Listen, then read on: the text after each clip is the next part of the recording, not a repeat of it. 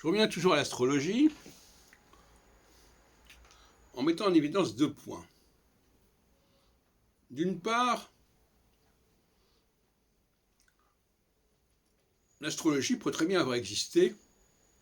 L'astrologie, j'ai parlé dans une autre vidéo, l'horoscopie si on préfère. L'horoscopie, parce que l'astrologie c'est quelque chose de beaucoup plus tardif. L'horoscopie peut très bien avoir existé sans que l'humanité l'ait connue. On ait connu la substance.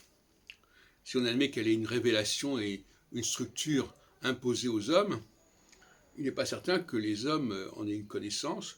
Ils l'ont subi en eux-mêmes. Ils n'ont pas eu connaissance nécessairement. Si on dit que l'astrologie est née de l'activité humaine, alors là, ça change tout.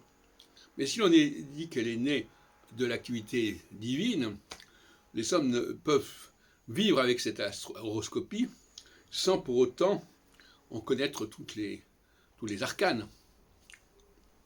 Ça, c'est le premier point que je voudrais signaler. Le deuxième point, qui n'a rien à voir, mais qui se situe à l'autre extrémité du spectre de notre domaine, c'est la question de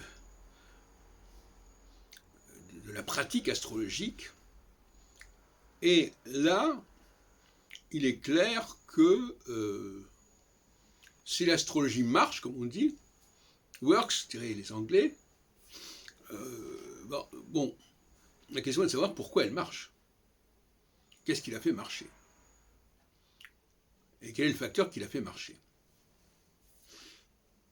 Et si le moteur lui-même de l'astrologie apparaît un peu douteux, alors que les résultats sont là, si on peut dire, sur le plan de la relation thérapeutique, psychologique, etc., il est possible que ça tienne à un troisième facteur, qui est la relation de l'astrologue avec son client, et qui pèserait plus lourd que la qualité même du savoir astrologique. Je terminerai en disant que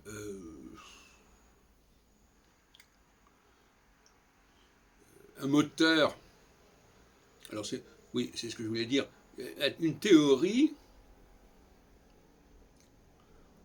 contrairement à ce que certains disent, un système n'évolue pas du fait de la pratique. Il évolue parce qu'il est lui-même capable de se renouveler. Quand on est passé, par exemple, de Copernic de Ptolémée à Copernic, dans le domaine de l'astronomie, on voit bien que ce n'est pas la pratique qui a joué. Simplement qu'on a voulu améliorer le modèle. Donc les gens qui ne parlent tout le temps de pratique sont des gens qui sont de pauvres théoriciens et qui ne comprennent pas grand-chose aux théories. Et par conséquent, ils en sont réduits à se contenter de la pratique.